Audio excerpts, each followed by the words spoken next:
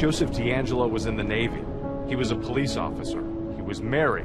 He was like a Hannibal Lecter, highly intelligent, highly sadistic, master manipulator. His first rape attack that we know of, he was 30 years old. This was a man who was clearly living a double life.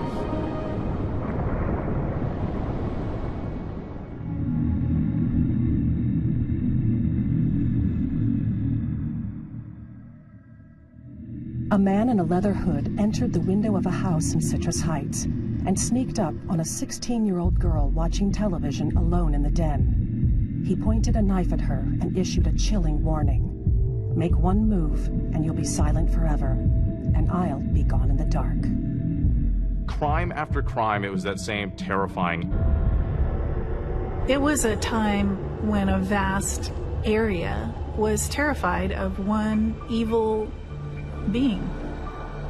This was a criminal who went by many different names. He was known as the East Area Rapist in Sacramento County, the original Night Stalker in Orange County. He would put his knees on the victim's chest, and he had a gun in one hand, a flashlight in the other. Peepings, prowlings. He put plates on the man's back, and he told the man, if I hear these rattle. A campaign of cruelty and viciousness that lasted for decades. Welcome to Crime Scene, a podcast that examines real-life crimes. I'm Michelle McNamara of TrueCrimeDiary.com. Michelle McNamara was a true crime blogger. She was a writer and producer. She was a citizen detective and a true crime writer. Very much being a mom during the day, very much writing about true crime at night. She was working on all different types of unsolved cases. Then she found a case that really dug its claws into her. Offender. He murdered more people than the Zodiac Killer, but has little name recognition. Partly that's because he moved between communities, and his crimes spanned 10 years. Everything about it is mystery, and it has such a boogeyman aspect to it. Michelle used to talk about this case, and the thing that boggled her mind is that people didn't know about it. This was one of the most horrific serial killers in history, and nobody talked about him. It's summer, 1976. It was the bicentennial. It's all about happy days. Laverne and Shirley. Haas and Pfeffer Incorporated. In those days, the middle class in America was thriving. We felt safe, but the crime rates were going up. But suburban Sacramento was considered a safe place in the mid-70s. You could ride your bike all over town. My parents would just tell us, be home before dark. People didn't lock their doors, they left their windows open, especially people close to the river. We'd get the Delta breeze. Everything changed in the summer of 1976. An attack occurred in Rancho Cordova. A young lady woke up, and there was a guy standing in the doorway.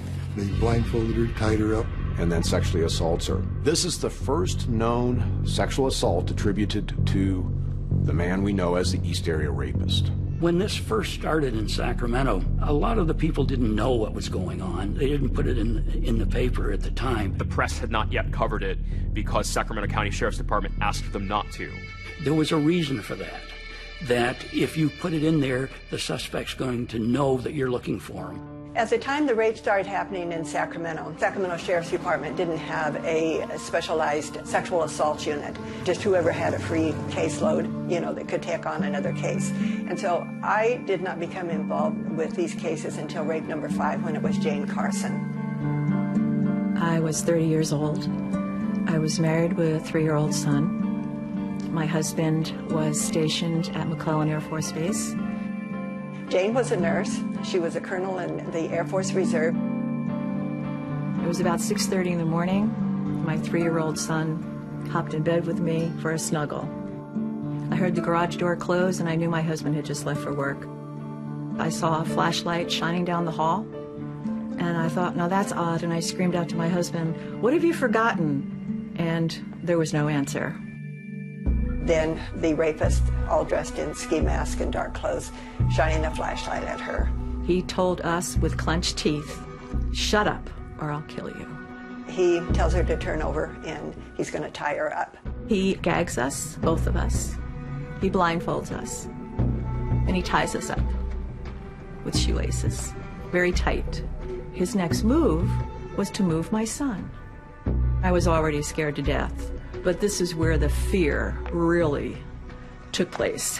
All she's thinking about is the life of her little boy and saving him. After the rape was over, praise the Lord, he moved my son back next to me. I could feel his body, and then I was relieved. So we hobbled around to the front fence, screamed for a neighbor. She called the police. And then Carol Daly, the female detective, showed up. And I call her my angel. One of my great heroes of this story is Carol Daly. She was an investigator for the Sheriff Department in Sacramento. She was asked to go out and interview the victims. Maybe something that the man said, or something that he did to you, or something that you recall hearing. Through that process, she was able to glean a lot of information, like what he would say to his victims. And sometimes he would call out a name. In one of the cases, the victim said that she heard him crying and saying Bonnie. For years, detectives didn't know what to make of this name. Who's Bonnie? Bonnie was not a victim, but a mystery woman at the center of the case. Bonnie was the girlfriend and then fiance of Joseph DeAngelo. One of the first women to get a real glimpse of the psychopathy behind Joe DeAngelo was Bonnie Caldwell. She's 18, really smart, going to a community college studying nursing. And she's in the middle of the quad, and this older guy ambles up to her and begins a conversation. Bonnie talked about her relationship with Joe DeAngelo in the HBO docuseries I'll Be Gone in the Dark. He was very gregarious, outgoing to all my friends. We'd been together close to a year. He gave me a high solitaire engagement ring. And he told me that we're going to be married. They were both students at the time. He was studying criminal justice. So Joe was someone who initially was impressive to Bonnie. He was exciting. He had a motorcycle. He taught her to shoot. But the longer she dated him, the more trouble began materializing. He takes her on thrill rides. And this is where the relationship starts to show its hand with Joe. Joe, without saying a word to me, just turned right, went down a very steep bank that I had no idea what he was doing. He's obviously thrilled not just by the speed, but he's thrilled by Bonnie's terror. The rules were never for him. So many of the things that we did together, he pushed me toward fear. As they're riding on a motorcycle, a German Shepherd comes out from the side of the road and nips at the tires, and Joe swings a foot out and breaks the dog's neck instantly. There's such an efficiency to his movement that stuns her. Eventually, Bonnie said, "I don't want to be with you anymore." She actually broke their engagement. I think it's a foreshadowing that he was going to use violence against people in the future. Bonnie breaks her engagement with Joe DeAngelo, and within just a few years, strange crimes start happening. And now he's the king of the house.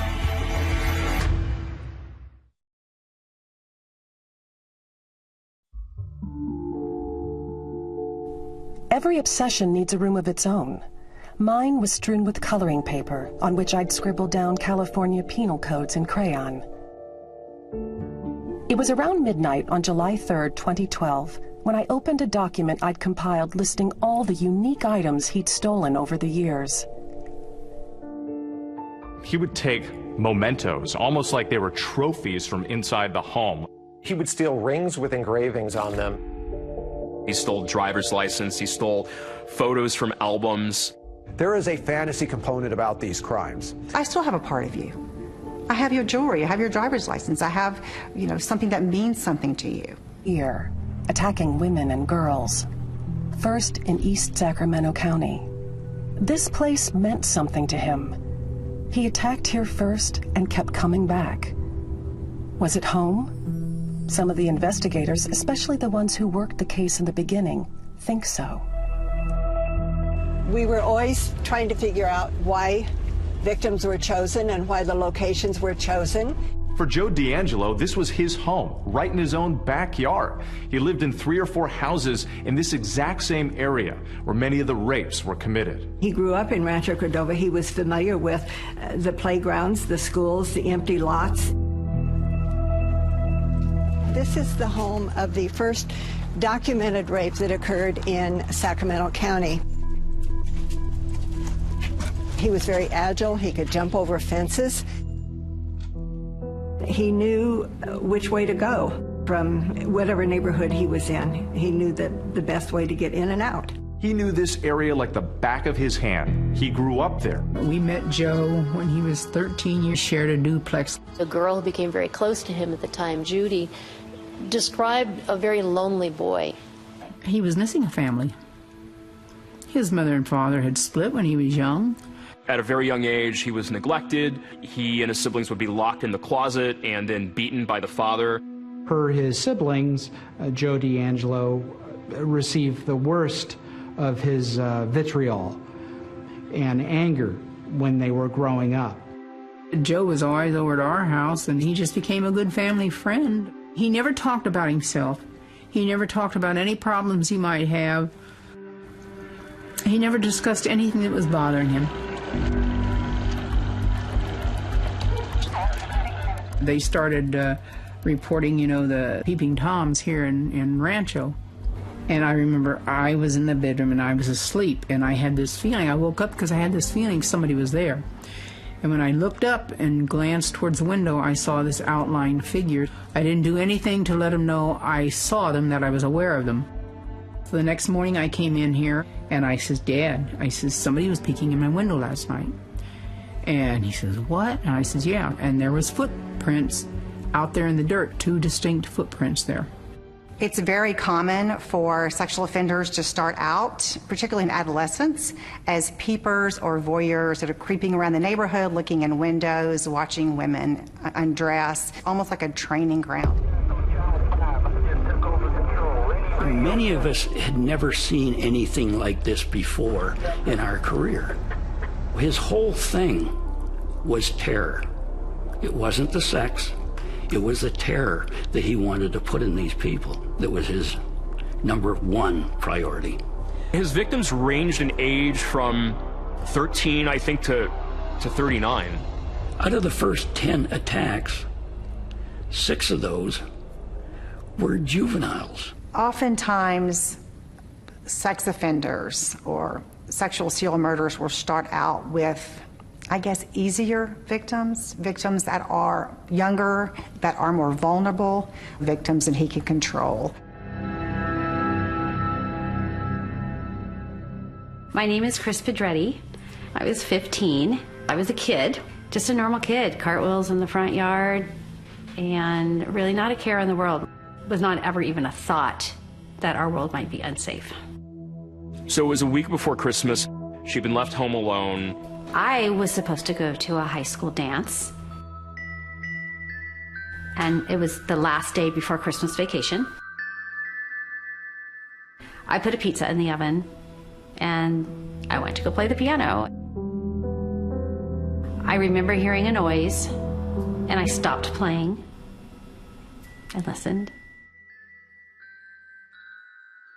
Didn't hear it again. No, it was nothing. So I kept playing.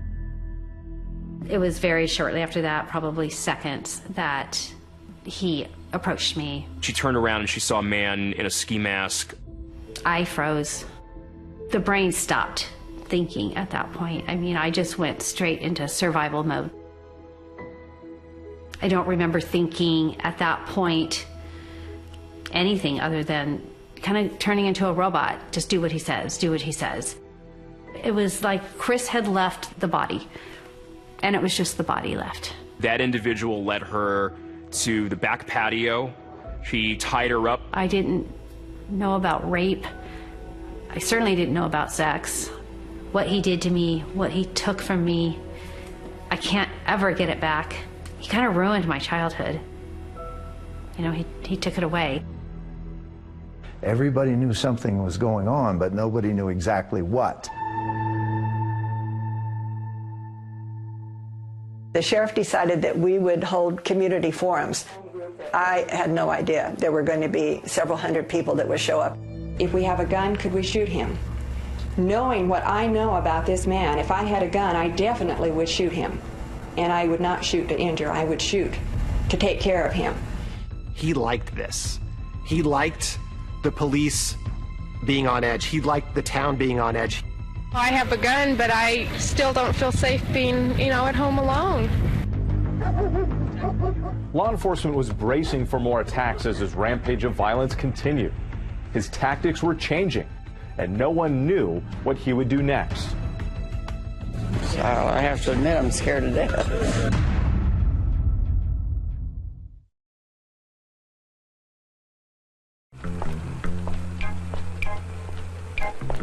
The young girl made one bad move after another. Her attitude was much too inviting.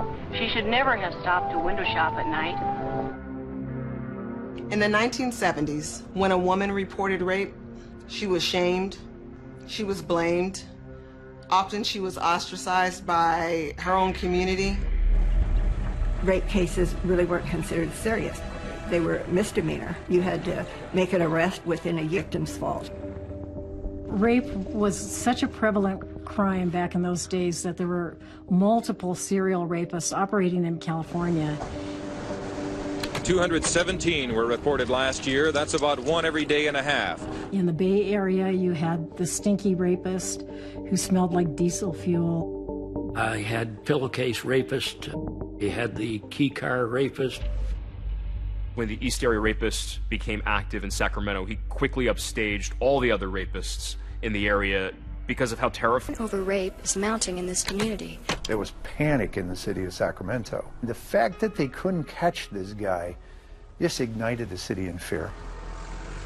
No one knows where or when he'll strike again. They were getting guard dogs, they were putting in alarm systems in their homes. Have the dog in the house, the big dog. The worst thing is not knowing. All you can do is take every possible precaution and then hope that he gets caught before he gets to you. Every day in the newspaper, it was number 8, it was number 10, it was number 15, 20. It just kept going on and on and on. It seemed like every time investigators thought they were getting close, he would disappear. But he kept attacking again and again. He was elusive, like a puff of smoke in the night. Detective Carol Daly wanted this serial rapist behind bars, and she was relentless in her pursuit of him, but constantly frustrated by the fact that they couldn't catch him. The officers in this department are working on this case are frustrated because there's just no evidence to give any firm lead. We're doing everything humanly possible to catch this man. He was a phantom. Descriptions ranged pretty widely. One person thought he was Hispanic. And now all of a sudden, he's blonde hair, blue-eyed. There are like 8, 9, 10 drawings of him. And they have completely changed. The best descriptions that we had were his height and his possible weight. We knew he wore a size 9 shoe. When the police were taking the victim's statements, many of the women described his penis as being very, very small. We said, all right, if he is so under-endowed, we went to a doctor who specialized in what I would call infantile penises to see if he had any patients that came in, and we didn't have any luck there. It's a very serious situation. I think it's very dangerous. The last thing I think of when I'm going to bed is I look at the doorway in my bedroom and I think that he could be standing there. Detective Daly was following every lead. We filled out a long background form for the victims. Where did they go to school? What did they look like? What age were they? What was their bill? There was no pattern among any of the victims because he was just prowling. He would see them and follow them home. Margaret Wardlow, she was just 13 years old when she was attacked by the East Area Rapists. Margaret was probably the strongest young victim I have ever talked to. Growing up in Sacramento was great. Where we lived was ideal. It was right next to the American River. Go down there with my dog after school, go fishing. Totally felt safe. Margaret had a curiosity about her. She wanted to know about the East Area Rapists. I was a reader of everything I could get my hands on that had to do with this individual. Like, what was making this guy tick? Why was he doing this? She herself became a victim. I believe there was a pre-wired strength in her mind that helped her survive this attack. It was a school night, just my mother and myself. I went to bed at like a regular school night hour. I was awoken about 2:30 in the morning with a flashlight in my face. I thought it was a joke. I thought my mom had asked him to like come in and wake me up and scare me or something. As he tied her up and then went into the mother's room. And put plates on her back as a warning device. He did that with so many of the victims when there was more than one person in the house. If he heard anybody moving, he was right back and told them, don't move, I'm gonna kill you, I'll kill you.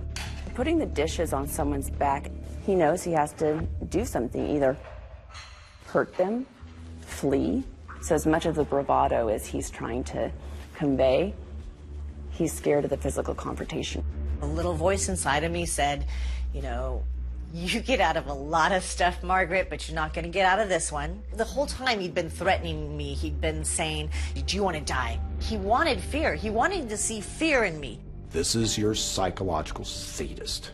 He is enjoying controlling that woman like that. This guy was so beyond the pale, and that was why Michelle was so interested in him, is because he was so frightening.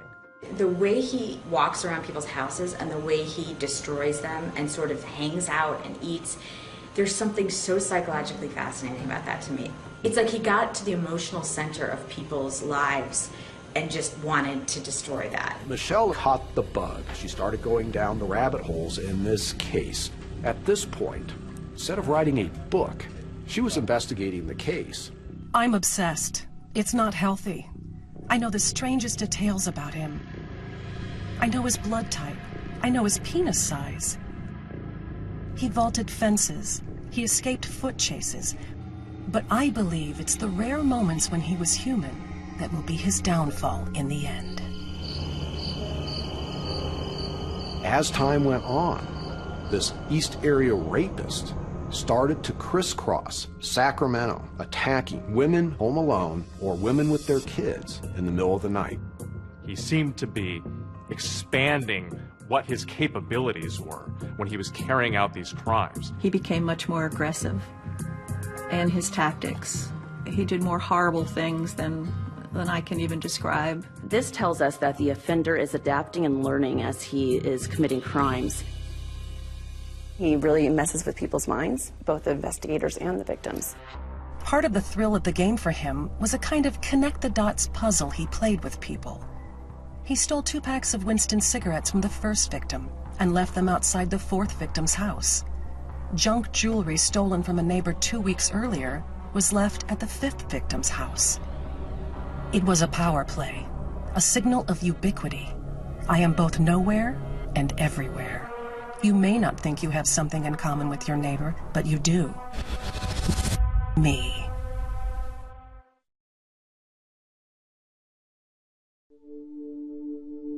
Michelle started as a blogger talking about cases that no one else was paying attention to and trying to get people motivated to look at those cases. The case dragged me under quickly. Curiosity turned to clawing hunger. I was on the hunt, absorbed by a click fever that connected my propulsive tapping with a dopamine rush. I wasn't alone. I found a group of hardcore seekers who congregated on an online message board and exchanged clues and theories on the case. Citizen sleuths, they are ordinary people that go to work, they go home, they put their kids to bed, and then they go on the computer. And they spend hours and hours trying to solve certain crimes.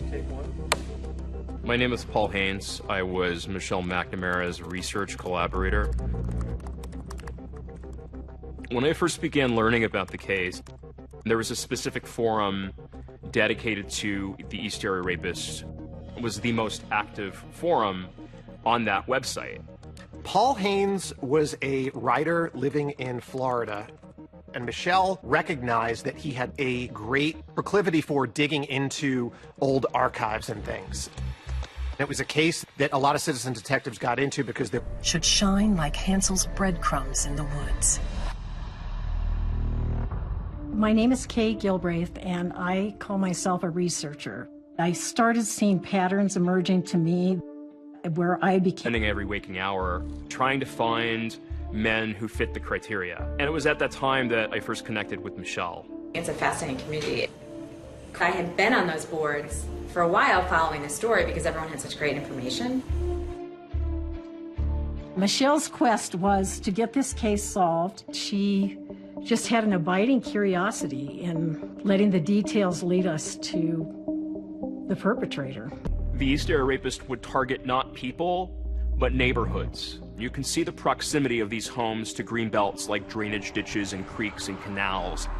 We believe he used the canal as an escape route, which ran along the back of so many properties. He was a great escape artist. These are passageways that this killer used to surveil the residents unseen, cloaked by the darkness of these green belts. He was able to look over those fences, look into those homes, look at what time people ate dinner. I mean, he knew what time the husband left. The Sacramento Sheriff's Office has invested more than 40,000 man-hours in the search for the East Area Rapist. Sacramento would have a helicopter up in the sky, and they all knew it was because they were chasing the East Area Rapist. It was terrible. It was terrible to hear that. He left Sacramento because of that helicopter. And then these things started up in the East Bay of San Francisco. There are two things known about the rapist. One is he has never been caught in a home where there was a man present. The other is he's never been in a home where there has been a big dog. The East Area Rapist worked on challenges. Everything he saw in the paper, if we said he didn't do something, he did it the next time. When the newspapers reported that he was just attacking single females, he took this as a challenge. At attack number 16, he started to attack with a man present, and then 2/3 of the attacks he does since then has a man present. He is purposefully choosing couples. My name's Gay Hardwick. And my name's Bob Hardwick. And we've been married 41 years this August. Happily married 41 years. Bob and Gay Hardwick were a couple living in Stockton, California. We had picked out a home in one of the little picture-perfect tree-lined streets. We were just happy in our new home, living together. The day of our attack was March 18th, 1978, and we were attack number 31. We had gone out to dinner and a movie, normal Friday night, and we came home around 10 o'clock and went to bed. Later that night, we were awakened by pointed... That's your hand. And I'll kill you. Ultimately, he moved Gay into the living room where he sexually assaulted her. You're convinced at that moment that this is not a full human being that you're dealing with. He can not only humiliate a woman who's about to rape, but he can also completely, in his mind, emasculate her partner, putting him in a position where he is helpless and has to listen to what's going on in a different room. $6 million man. We have the capability to make the world's first bionic man. Oh, talk to me, good buddy. And Burt Reynolds, these are the icons and wives and their girlfriends. I never talked to anybody about it over the years. I just wanted to put it out of my mind, It was, we're going to get through this. We're going to get back to normal. And you don't ever really make it to normal. It was tough, but, I loved her, and I said, we're going to get through it. Our home never felt the same again. Every surface that you could think of was covered in fingerprint dust. It just looked like a smoke bomb had been set off in our house. It was contaminated and ruined for us. He wasn't out attacking people on lovers' lanes or in parks. He was attacking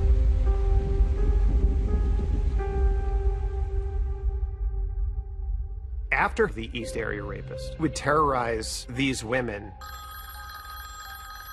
Sometimes he would call them and taunt them. Hello? Hello?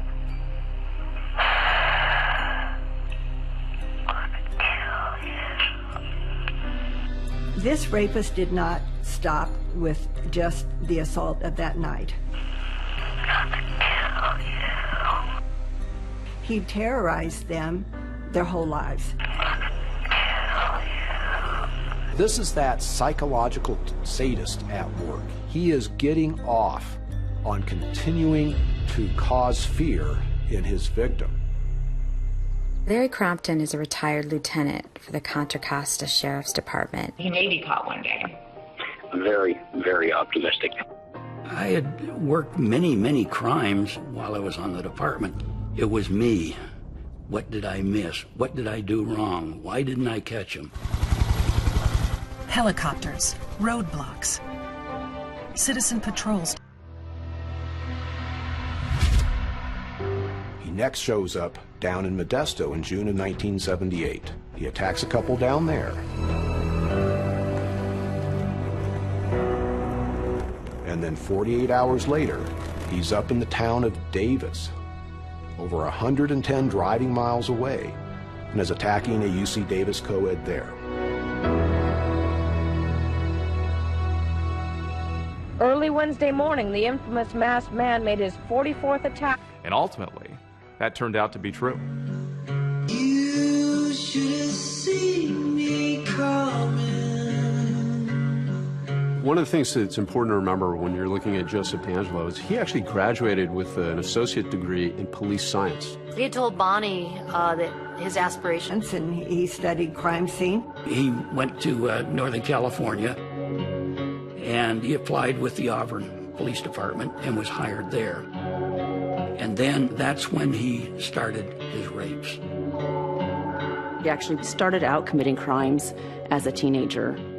At some point, he even blew up a dog with a firework, killed the dog while he was committing a residential burglary. You should have seen me coming. It makes sense that somebody who has a need for control, wants to be in power, would be attracted to a position that... He's got to be in law enforcement. The first clue is freeze or I'll shoot. We felt so strongly. The human body. We found out that fingerprints stayed on the skin. Don't talk about this on the radio. These blasters all over the place. Just a couple of days later, his gloves never came off. There's no question he knew what we were doing. The police have one last bit of advice, and that is don't panic, because that alters your judgment. And by the way, that advice goes out to anyone in the Bay Area, not just the people of Concord, because with this guy, the next rape could be anywhere. Michelle was a mother and she was a wife. And when she took this book on, this investigation became her life. It's really, the obsession is with the investigation. And she knew that when you look at cases out there, famous serial killer cases, they were caught with innocuous things. He was, first and foremost, it seems to me, a burglar, a cat burglar. I think Michelle felt that if she could find one of the items that had been stolen in any of those rapes or in any of those burglaries, she could trace that item back the way you would trace someone's ancestry to its original owner. And that would lead to the... It was the initials NR. They were like a 1950s style. So Michelle took this and thought, if I could follow those pair of cufflinks, we might get closer to the answer. Then I saw it, a single image out of hundreds loading on my laptop screen. They were going for $8 at a vintage store in a small town in Oregon. My husband was on his side sleeping. I sat on the edge of the bed and stared at him until he opened his eyes. I think I found him, I said. You should have seen me coming. Enough to commit the horrible crimes. It always had to be, and let me do something more. We all want to think that we would recognize a serial killer based on how this person looks. I wonder if he was out stalking his next victim. I don't know, because everything seems so normal. The scariest aspects of serial killers is they don't look different. From the very beginning, I knew DNA was going to solve this case. Police had been sitting on this genetic fingerprint for 4 decades. Holy smokes, this is like the big break. He's been living there under everybody's noses. This is the Golden State Killer? I just want to tell you, buddy, to rot in hell.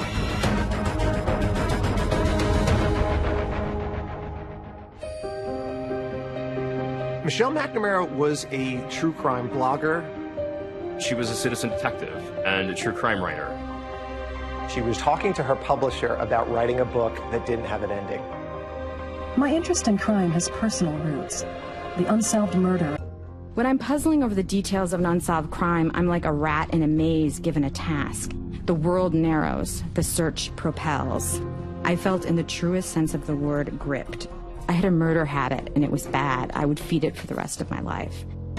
I considered Michelle McNamara a friend. She impacted the Golden State Killer case.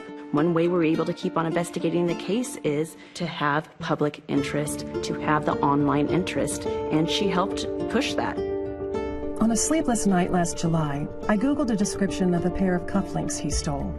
Then a jolt of recognition. There they were. I bought them immediately. The best thing to do, I knew, was to turn the cufflinks over to an authority on the killer. As soon as I saw those cufflinks, I thought, this is pretty astonishing. I photographed those and sent those to surviving victims because it was potentially a very good lead in the case. Unfortunately, the cufflinks didn't pan out. The victims looked at them and they weren't the cufflinks that were stolen. And she was devastated. I don't know if Michelle was convinced she could solve the case, but I believe that she was convinced she could make a difference and that she wanted to do it for the victims. He forced the woman at knife point to tie up her boyfriend, then he tied her up and raped her. The East Area rapist has struck 40 times in the last 2.5 years, and he hasn't been caught yet. He started inflicting real physical pain. Sadistic things I think that he would do would be to say to them, I'm going to cut off a piece of your wife and bring it back to you. We knew that he was becoming more and more angry. As fear in the community intensified, Detective Carol Daly held regular public forums. One thing I want to emphasize, ladies, is for you not to be polite. If you are going to defend yourself, you injure him enough to incapacitate him in any way that you can. Deal with these rapists. Maybe I can get into the head of what I'm looking for. Vacaville Medical Center is where they have rapists that have been convicted. The men were asked what they thought was motivating the East Area rapists. The mere fact that he ties his victims up has to have him completely submissive. You can sense the conquest he had. You're not what you think you are, and you won't accept it, so you strike out to prove to them that you are, but in reality you aren't. And until you face that, you're going to keep on going and going. If I'm willing to kill you, the first move you make, you're going to be dead. The doctor told me, you had better catch him. He is going to kill. He wants to kill. He first becomes a burglar, and then he progresses to sexual assault, and then proceeds to escalate to murder. The East Area rapist disappeared from Northern California in July of 1979. He showed up in Santa Barbara in October of '79. And shortly thereafter, of white caps making its way toward soft sand and an endless line of 100-foot palm trees. Golden teenage boys with blank hair and effortless muscles headed for the water with their boards in a gait the locals called the Surfer Bounce. This was Santa Barbara's magic time. Dr. Offerman was an orthopedic surgeon. He had begun dating a psychologist named Alexandra Manning. On the morning of December 30th, 1979, some friends of Robert Offerman's had shown up at his condo and looked around the living room. On the floor, there were Christmas ornaments. So we knew something was wrong. So I took a right towards his bedroom, and that's when I saw Miss Manning on the bed. He was on the floor. Offerman and himself to Dr. Offerman's leftover Christmas dinner. It was never enough to commit the horrible crimes. It always had to be, and let me do something more. Let me go into your refrigerator and eat your holiday meal. The level of depravity that this man had and the execution of it was despicable and shocking. Larry Crompton, who led the EAR task force in Contra Costa County, reached out to Santa Barbara investigators and told them this sounds like the East Area rapist that we've been dealing with. When I called Santa Barbara and talked to the lieutenant and said, I heard that you had a double homicide, would like to know about it because we think it's our rapist that is down there. And he said, don't know what you're talking about. Haven't had anything like that. Nope. Law enforcement agencies weren't necessarily as connected as they are now. I think there was still this thought that these are isolated instances throughout California. And that was it. It was so frustrating. I am sure that Larry Crompton called many jurisdictions because he truly believed that the rapist would move on and become a killer. Santa Barbara is an enclave of rich people. You've got Ronald Reagan. You've got people that are worried about their property values. They don't want news about a double murder in a house going wide. Pretty soon it gets off the front page. He gets a taste for not only 1979, a new and terrifying chapter. He starts a killing spree. 2 double murders in Gallia, the 1 double murder in Ventura, the murder in Irvine, and the double murder in Dana Point. The rampage of violence was brutal and unstoppable. 4 horrible murders within a 6-block radius in a suburban middle-class neighborhood. We knew it was the same person, but we couldn't prove it. Profilers of that day said, I know of no one who does what this offender does. I thought once he started killing, there's no way he can stop, and he's going to continue to do it.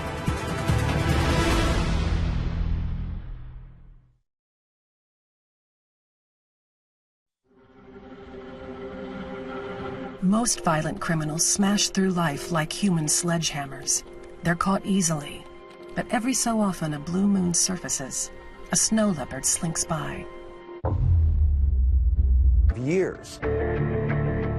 Well, I think people slow down in life. You don't have that sort of energy to be prowling. Like, you literally can't be out at 3 a.m. like running across roofs because you're not 18 anymore. I don't believe that his sexual deviances went away, but I can believe that he found other, less risky ways of satisfying those urges. Could he have moved out of the state, out of the country? Could he have died, got medicated? I mean, I don't know.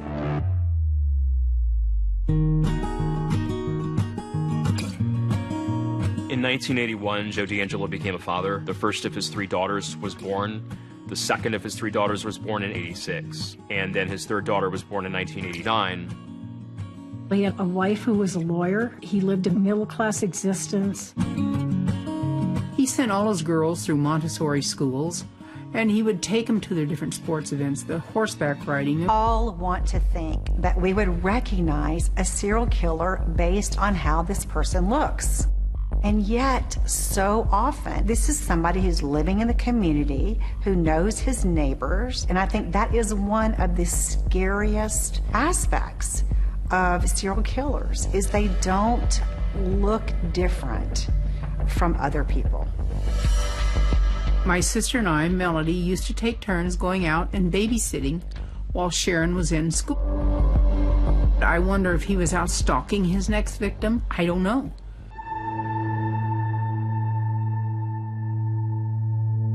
It's been 5 years with no more rapes or murders by Joseph DeAngelo. For some reason, he runs across beautiful 18-year-old Janelle Cruz and can't help himself and kills her. Janelle was kind of a shy girl. She was very pretty, very popular. The brief life of Janelle Cruz was no less tragic than her death. Her biological father was long out of the picture. Her parents had gone to a cruise with her 6-year-old brother, and she was staying at the residence alone. For the first time, left my daughter alone, because that was another thing that I never did, because I was worried that if I was gone, that something might happen. Janelle Cruz had had a friend over to the house and heard noises in the backyard. They got up to inspect that, saw nothing. And sometime that night, Janelle was confronted by an intruder. She was raped, and then she was bludgeoned to death. And I got that telephone call that every mother and any family member is just devastated by. The Janelle case just felt like such an outlier because he had decided to go after couples, and then he had stopped for a really long time, and then he attacks Janelle. And then that seemingly is his last attack. Began to change. In the 70s, there was no DNA. The investigators had evidence, but couldn't connect the crime scenes. They needed the science to catch up.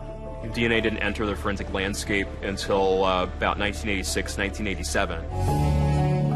It would take 15 years for DNA to finally link the Northern California East Area Rapist series with the Southern California homicides, as all being done by one man.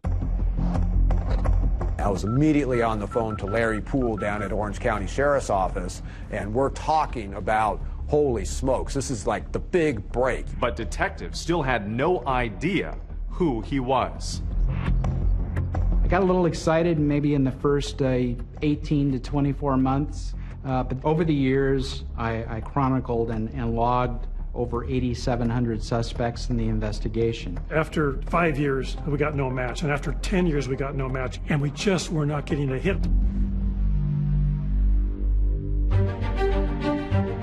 When people have asked whether it worries me that the killer may still dead in every sleepless hour, in every minute spent hunting him, and not... Michelle McNamara was a mom, married to actor Patton Oswalt, investigating this case and working on a book. Patton describes her as staying awake at all hours of the night, would not put down her computer, would not put away the files. At the same time, struggling with her writing and publication deadlines, and she began self-medicating. I actually see her as being his final victim.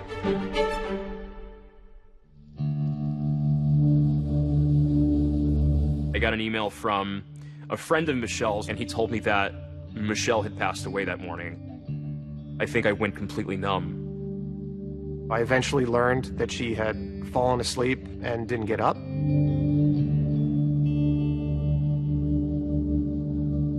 According to the medical examiner's report, Michelle died from a combination of fentanyl, Xanax, and I believe Adderall.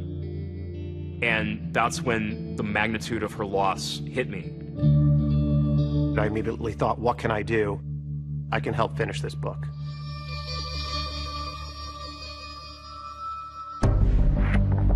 When Michelle passed, we decided at the end of the book, what are the strings that she left us to get us out of this maze? It was genetic genealogy. From the very beginning, I knew DNA was going to solve this case.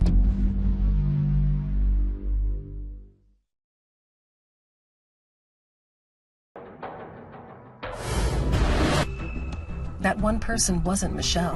And 13 murders. Police are frustrated and running out of leads. I have no path to go on this investigation. None of the tips coming in are anything that I'm excited about, so I'm floundering. When Michelle passed and me and Paul were working on the book, we talk about what are the strings that she left us to get us out of this maze. And it was genetic genealogy. Forensic genealogy was something that Michelle was excited about, and that seemed like the most viable, direct pathway to this offender's identity. These sites that are really created for learning about family history can help me start to figure out who I'm biologically related to. To help people to find their biological mothers, to find their biological fathers. How are you? To find siblings, to find cousins.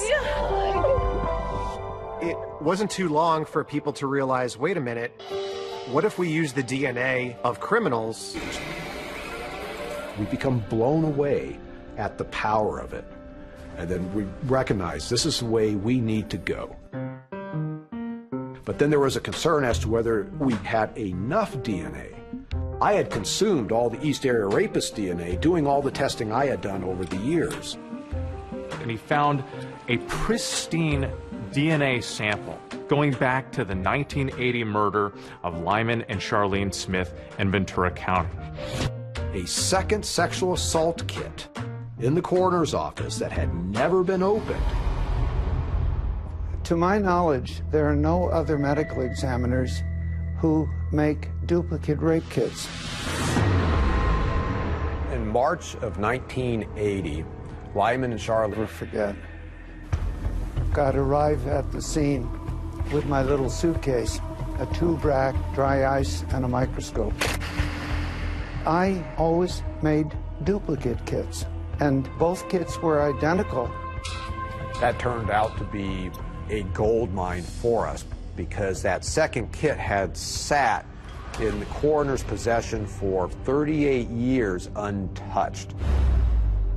And so these swabs collected from Charlene Smith's body were pristine. Police had been sitting on this genetic fingerprint for 4 decades, waiting for the science to catch up. Genetic genealogy had only been used to solve a criminal case once before by a woman named Barbara Ray Venter. I've always liked puzzles. I used to love playing Clue when I was a kid. What I've discovered is that law enforcement are pretty big gossips. And so they were all sort of talking amongst each other. And apparently Paul was talking to the detective on the other case. And I was like, how did you do that? I called Barbara up and I explained, I'm working a case. It's an old case. I don't tell her what case it is. But could this be done to identify this unknown offender? So Paul Holes was able to take that DNA and convert it into a DNA profile, which is basically a number. And he used this no-frills genealogy website called GEDmatch. And I just uploaded the Golden State Killer's profile and allowed the GEDmatch servers to do their magic and produce the list of people that potentially shared some DNA with my offender. We were all logging in several times a day to see if the matches are there. Then all of a sudden, he started connecting to some distant relatives. We're talking 3rd, 4th, 5th cousins. So we immediately knew that we were going to be building a lot of family trees to sort out who he was. We're now trying to identify common ancestors from this list of people who share DNA with the person we're looking for. And we end up spending 4 months building family trees. And unlike if you were to upload your DNA to a website and try to build out a family tree from yourself being the beginning point, this is reverse engineering a family tree. So you start with a wide swath of potential relatives, and by a painstaking process of elimination, you start cutting down that pool. Narrow it down, narrow it down, narrow it down. Genealogy testing had indicated that our offender was of European descent. 40% Southern European, and a number of the matches that we had were with people who had Italian surnames. Once it came down to that final pool, that's when the real detective work began. You had to hit public records. Things like marriage certificates, birth certificates, grave site markings. So now we only had 6 men on the list. So now they had to be a certain age, they had to be in Northern California, and they had to be related only through the maternal line to our crime scene DNA. And at that point, we then had one other piece of information that we hadn't applied yet, and that was eye color. She looks at a separate tool on a related site that suggests that their suspect had blue eyes and was bald. The FBI then pulled the California DMV records for those 6 men. Only one had blue eyes. Joseph DeAngelo. Joseph DeAngelo. Joseph DeAngelo.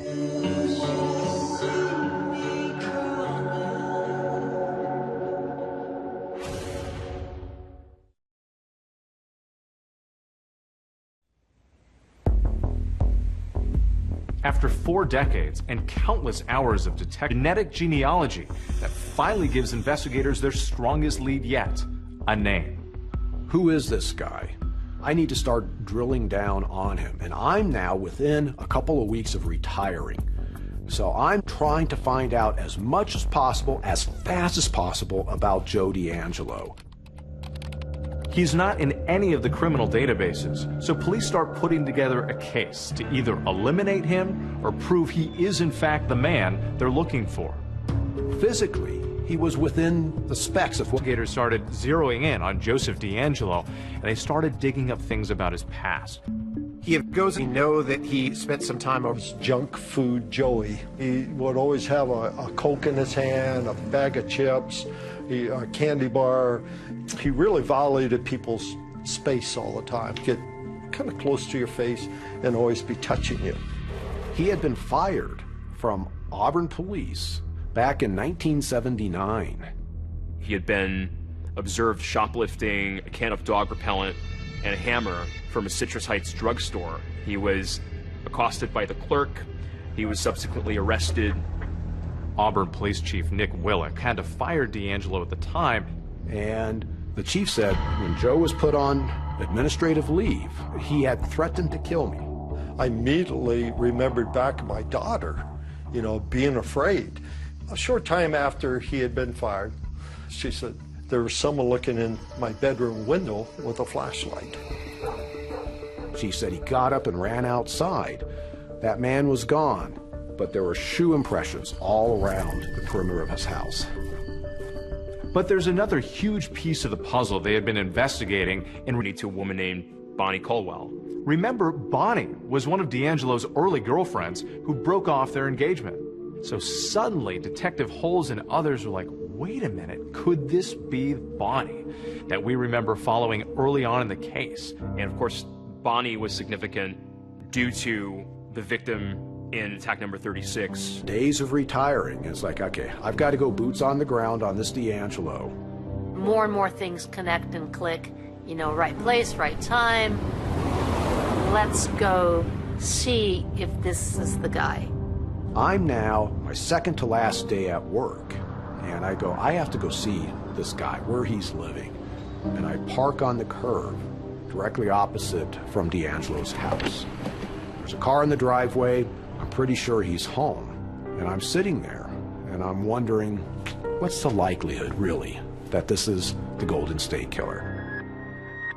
A day before his retirement, Paul Holes literally has the suspect in his crosshairs.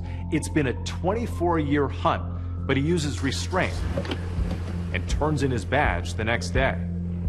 It was a tough decision to drive away from that house that day. I was upset. I was like, I didn't solve this case before I retired. The Sacramento Sheriff's Office picks up where Paul Holes left off. And so what they have to do next is conduct surveillance on Joseph DeAngelo. And what they're waiting for is an opportunity to collect his DNA. And they secretly follow him to a shopping plaza. But Joseph was not smoking, he was not spitting out gum. So what they had to work with was he had a car, they swabbed the door handle. And that gave them something that's called touch DNA. They were able to pick up an initial DNA. I'm sitting in a Chinese restaurant in Colorado Springs, and my cell phone rings, and it's Lieutenant Kirk Campbell from Sacramento DA's office. You can absolutely not tell anybody about this. And at that moment I go, okay. And he says, the lab is excited about this. It's mixed with DNA from other people, but it looks like it might be a close match. But the Sacramento DA was saying, we want a cleaner sample. So they stake out his house, wait for him to put out the trash. He puts his trash out on the curb. They get a guy that comes and collects the trash.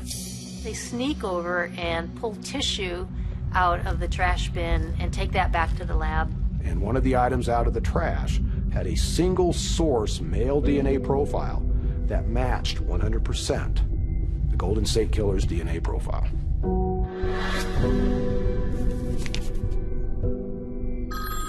Get this call from my chief deputy. His first words are you sitting down? And I asked him a million times, and I'm like, you better not be messing with me. He goes, they're shaking Anne-Marie. They're shaking at the crime lab. They got a match, but now they have to get the suspect into custody. So they call Paul Holes back to assist with the operation. There was concerns about how he would respond if this did not go smoothly. I can imagine they were prepared for every scenario. This is somebody who has been a sophisticated, a diverse, sadistic killer. A law enforcement team now gathers outside DeAngelo's home for the takedown.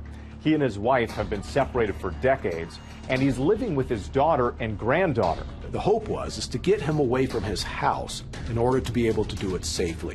So at a certain point, DeAngelo's over off to the side of his house. It looks like a prime spot. And then we just hear. You can run on for a long time. Run on for a long time. He's been called the East Side Rapist, the Visalia Ransacker, the original Night Stalker. Run on for a long time. And the Golden State Killer. Today, it's our pleasure. Former police officer. 72-year-old Joseph James DeAngelo. He's been described as one of the most prolific serial killers that terrorized California for decades. Sooner or later, God will cut you down. The arrest of Joseph DeAngelo dropped like a bomb. All these years, hiding in plain sight. Oh my God. It's just unbelievable. After all these years, they got him. I feel I reverted right back. That part that I was so successful at tucking away in my brain, that door opened. I was shaking. It was hard to process. I know after I got the call, the tears welled up. Thousands of nightmares and thousands of sleepless nights have come to a rest. It was just something that was on my mind for all those years. Want him caught before I die. We could finally put a face and a name to... Joseph was a complete madhouse. It was a zoo. In the front rows were family members of victims and victims themselves. We were all super, super nervous. I start sobbing, and I couldn't stop. Joseph James DeAngelo. And then that moment, Joseph DeAngelo in a red-orange jumpsuit that says prisoner on... And he looks so harmless. And I think that is exactly the impression that he wants to create. Is Joseph James DeAngelo your true and correct legal name? I'm sorry? Yes. At that moment, you could hear gasps. There was something about his voice that clearly brought back years of pain and fear. I thought, this has got to be a big act. In the week prior, he's riding a motorcycle at high speeds. He was walking around just fine. It tells a very different story. He's climbing up on the bunks and getting up on the vents and cleaning things. Doing...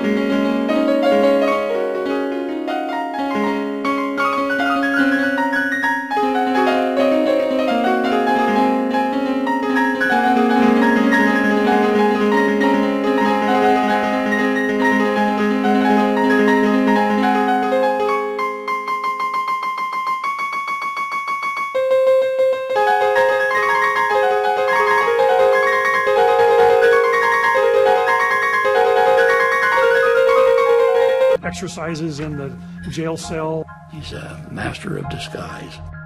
He used that during all of his crimes, and Why did he do all of this? What really did transpire? Why he became this person, this predator? I think that's the million-dollar question. Mr. D'Angelo would like to make a brief statement.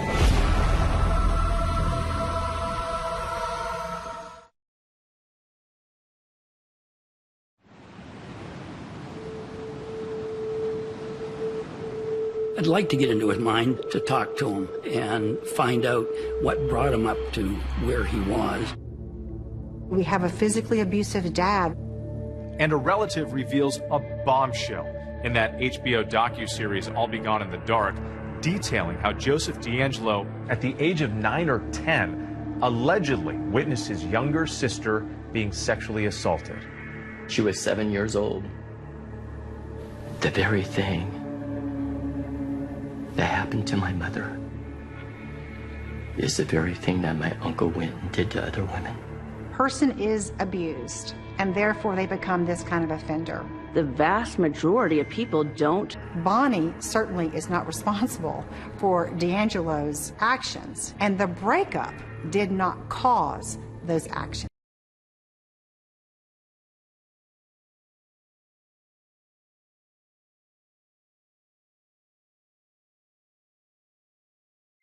The devil can keep you company in your prison cell as he gnaws away at whatever soul you have left. Mr. D'Angelo would like to make a brief statement. I've listened to all your statements, and I'm truly sorry to everyone I've hurt. Mr. D'Angelo is sentenced to a total of 11 life without the possibility of parole sentences, plus an additional life sentence, plus an additional 8 years. The survivors have spoken clearly. The defendant deserves no mercy.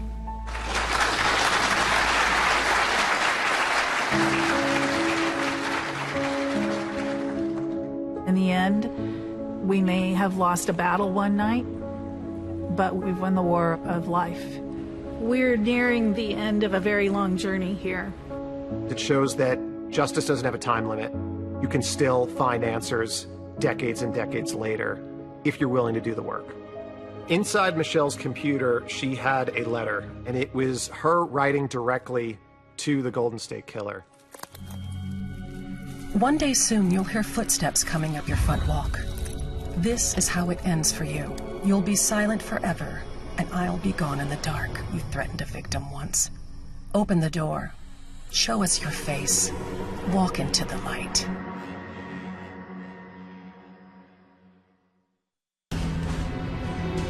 You have been defeated. An enemy has been defeated.